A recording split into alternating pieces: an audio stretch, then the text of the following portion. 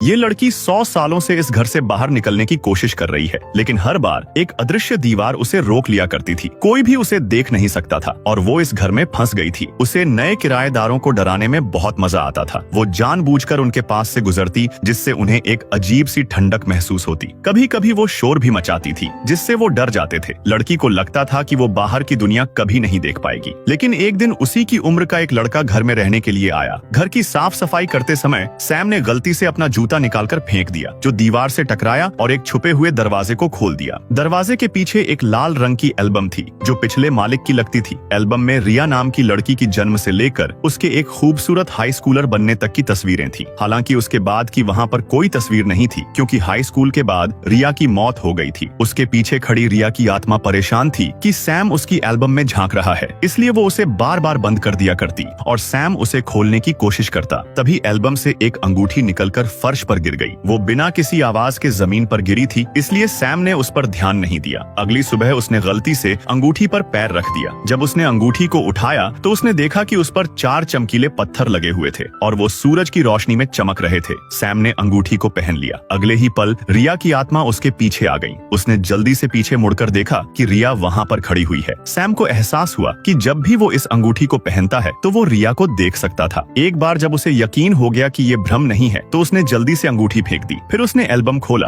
और देखा कि एल्बम में खड़ी लड़की वही भूत है, जिसे उसने अभी अभी देखा था। इससे पहले कि वो कुछ सोच पाता, अचानक से वो अंगूठी हवा में तैरने लगी।